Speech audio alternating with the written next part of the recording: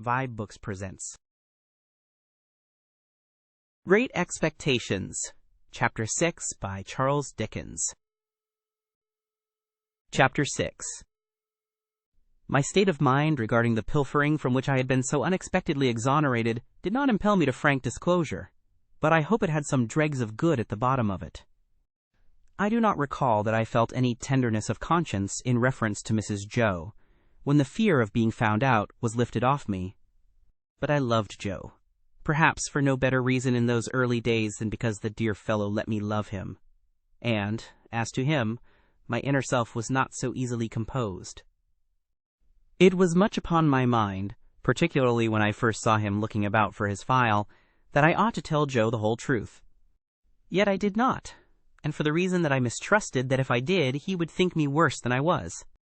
The fear of losing Joe's confidence, and of thenceforth sitting in the chimney corner at night staring drearily at my forever lost companion and friend, tied up my tongue. I morbidly represented to myself that if Joe knew it, I never afterwards could see him at the fireside feeling his fair whisker, without thinking that he was meditating on it. That, if Joe knew it, I never afterwards could see him glance, however casually, at yesterday's meat or pudding when it came on today's table, without thinking that he was debating whether I had been in the pantry. That, if Joe knew it, and at any subsequent period of our joint domestic life remarked that his beer was flat or thick, the conviction that he suspected tar in it would bring a rush of blood to my face.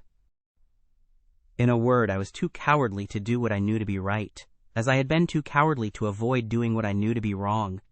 I had had no intercourse with the world at that time, and I imitated none of its many inhabitants who act in this manner.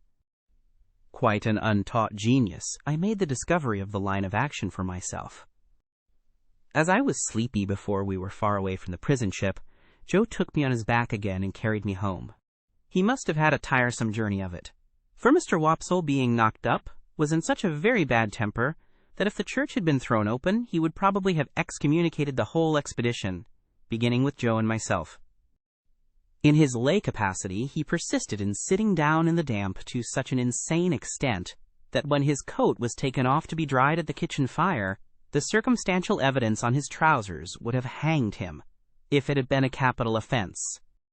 By that time, I was staggering on the kitchen floor like a little drunkard, through having been newly set upon my feet, and through having been fast asleep, and through waking in the heat and lights and noise of tongues. As I came to myself, with the aid of a heavy thump between the shoulders and the restorative exclamation, "Yah! Was there ever such a boy as this?" from my sister, I found Joe telling them about the convict's confession, and all the visitors suggesting different ways by which he had got into the pantry.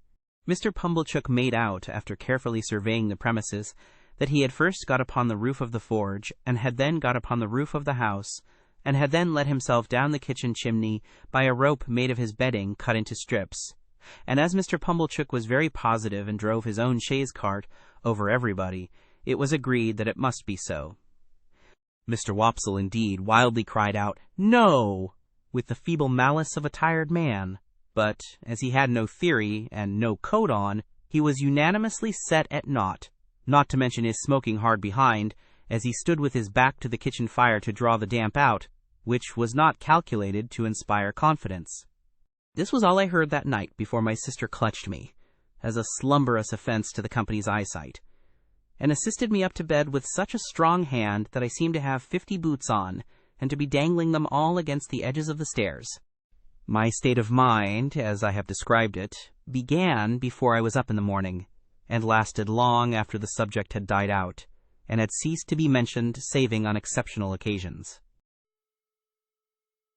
Thank you for tuning in to vibeBooks. We hope you enjoyed this journey. Please consider liking, commenting, and subscribing to our channel. Check out our playlist or explore vibeBooks for more classic stories. Until next time, happy listening.